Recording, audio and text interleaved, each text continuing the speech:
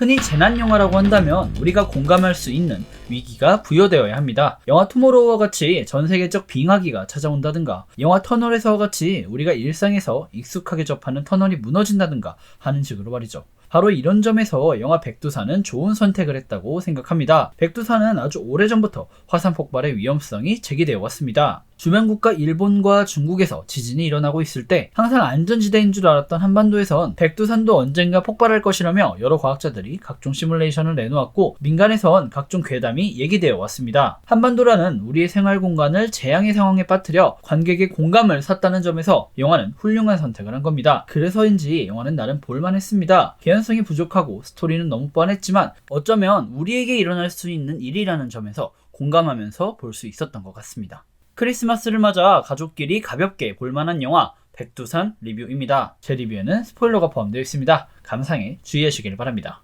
영화의 스토리는 간단합니다. 영화 시작 10분도 채 안 되어 갑자기 백두산이 폭발합니다. 이 부분은 영화의 엑시트의 방식을 빌려온 것 같아요. 빠른 전개를 통해 영화 초반부터 관객의 이목을 끌기 시작합니다.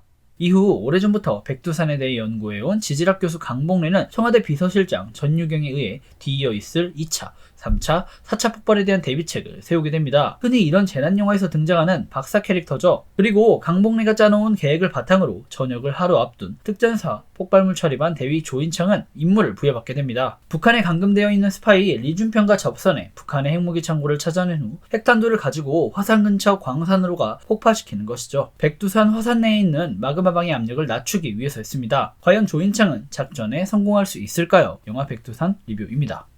이번 리뷰에서는 이 영화에서 좋았던 점 3가지와 아쉬웠던 점 3가지를 설명드리겠습니다. 좋았던 점 첫 번째, 훌륭한 CG. 영화 백두산은 신과 함께를 제작했던 덱스터 스튜디오가 제작에 참여했습니다. 전작에서 훌륭한 CG를 보여주었던 회사이니만큼 이번 영화 백두산에서도 훌륭한 CG 기술을 보여줍니다. 화산 폭발 장면부터 서울과 북한 시내의 각종 건물들이 무너지는 모습 등 영화를 보는 내내 압도적인 CG가 충분한 볼거리를 제공했던 영화가 아닌가 싶습니다. 이어 서울이라는 우리에게 익숙한 생활장소가 무너지는 모습을 보여주는 탓인지 더욱더 실감나게 영화를 감상할 수 있었던 것 같습니다. 같은 제작사에서 CG를 제작했기에 영화를 보다 보면 영화 신과 함께에서 봤던 장면과 유사한 분위기의 CG가 등장합니다. 한편으로 반갑기도 했지만 재활용을 한 기분이 들었던 건 저뿐인가요? 어쨌든 화려한 CG를 좋아하신 분들에게는 볼만한 오락영화가 아닐까 싶습니다. 두 번째, 배우들의 훌륭한 연기. 이병헌, 하정우, 마동석, 전혜진 등 영화의 출연진이 하나같이 명배우라는 것도 영화의 장점이지 않았나 싶습니다. 개인적으로 마동석 배우의 연기가 너무 좋았어요. 바로 영화 개봉 하루 전이죠. 영화 시동에서는 그간 보여줬던 모습과 별다른 차별점이 없었습니다. 하지만 이번 영화 백두산에서는 그간 맡아왔던 모습과는 전혀 다른 모습이라 너무 좋았습니다.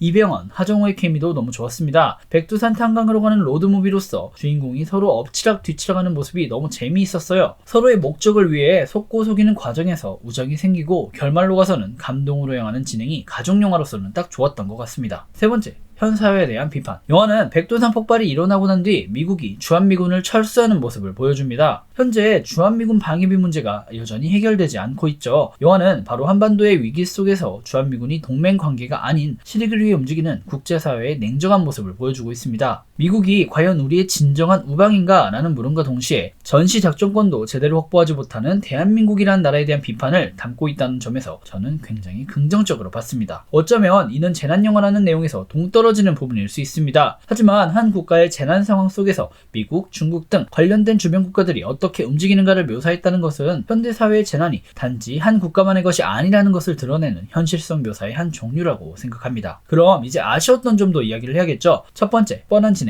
영화를 보다 보면 이거 어디서 많이 본 것 같은데 하는 장면과 진행들이 굉장히 많습니다. 아마 영화를 보시면 여러분들이 예언가가 되어 영화의 다음 장면을 맞추는 마법을 경험하실 수 있을 겁니다. 우선 영화의 전반적인 진행은 전형적인 재난영화의 공식을 따르고 있습니다. 갑자기 재난이 발생하고 많은 사람들이 피해를 봅니다. 그리고 알고 보니 이는 오래전부터 극중 등장하는 박사 캐릭터들이 지적해온 문제였죠. 그리고 국가는 제대로 된 대처를 하지 않았습니다. 이후 주인공들을 중심으로 위기를 극복하기 위한 여정이 그려집니다. 대표적으로 영화 해운대 해운대나 투모로우가 비슷한 진행이죠. 영화의 초반부 빠른 전개 장면은 영화 엑시트를 떠오르게 합니다. 우리에게 익숙한 서울이라는 공간의 위기가 찾아온다는 것, 그리고 이를 영화 시작 초반부에 배치한다는 점이 닮았죠. 이러한 익숙한 진행 탓에 극중 주인공들이 위기를 극복하는데 별다른 카타르시스가 느껴지지 않았다는 점도 이 영화의 단점이라고 생각합니다. 평소 재난 영화를 좋아하시는 분들께서 보신다면 굉장히 실망스러운 영화가 아닐까 합니다. 그리고 이런 영화는 꼭 마지막에 신파가 등장하죠. 이번 영화에서도 마찬가지로 신파가 등장합니다. 핵무기를 마그마방과 가까이 있는 지하 깊은 곳으로 가져가야 하는데 부상을 입은 이병헌이 하정우를 살리고자 엘리베이터의 줄을 끄는 것이죠. 여타 다른 영화들보다는 신파의 정도가 적은 편이었으나 꼭 이렇게까지 해야 했나 싶네요. 어차피 핵폭발이면 상당히 큰 위력일 텐데 엘리베이터에 폭발물을 설치하고 두 사람은 탈출해도 되었을 텐데 말입니다. 두 번째, 이거 너무 개연성이 없는 거 아닌가? 재난영화, 특히 오락영화에서 무슨 개연성이냐 하시는 분들이 계실 겁니다. 맞아요. 이런 영화에서는 원래 개연성 같은 거 상관 안 하고 그냥 아무 생각 없이 봐야 재밌죠. 하지만 최소한의 핍진성은 있어야 한다고 생각합니다. 영화를 보는 내내 고개가 갸웃해지는 장면이 한둘이 아닙니다. 만삭인 임산부 수지는 성수대교가 잠기고 난 뒤 수영을 하며 육지로 올라옵니다. 게다가 상식적으로 만삭인 임산부가 할 수 없는 다이나믹한 행동을 해요. 임산부인지 아니면 배만 나온 역할인지 모를 정도로 맡은 배역의 정체성이 모호합니다. 그리고 분명 엄청 강한 지진이 전국적으로 발생했는데도 불구하고 남산타워가 멀쩡합니다. 이곳이 서울이라는 것을 보여주기 위한 장치였을지는 모르겠으나 상식적으로 이해가 안 되는 지진 묘사 장면들이 너무나도 많아요. 이외에도 핵무기에서 핵을 분리하는 장면에서는 하정우를 비롯한 다른 대원들은 방사능을 막기 위해 방사능 차단복을 입고 있습니다. 하지만 바로 옆에 있는 이병헌은 아무것도 안 입고 있죠. 이렇게 말도 안 되는 상황들이 너무나도 많아요. 개연성을 중시하는 분들이 보신다면 불편한 장면들이 여럿 있을 것이라고 생각합니다. 세 번째,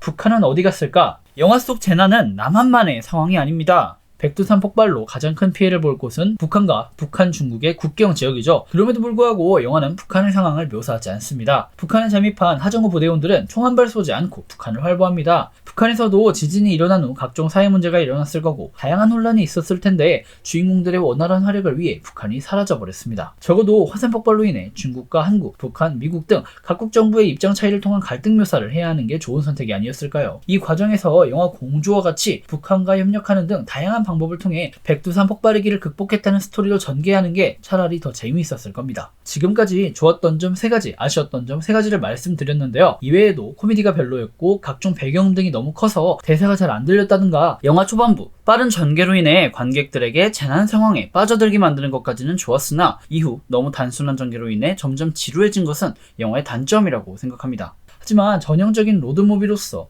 가족끼리 가볍게 볼만한 영화는 되는 것 같습니다. 영화 중간에 카메오로 어떤 배우가 나옵니다. 정말 의외의 배우니까 자세한 건 극장에서 살펴보시기 바랍니다. 지금까지 윤공이었고요. 영상 유익하셨다면 구독과 좋아요, 알람 설정 부탁드립니다.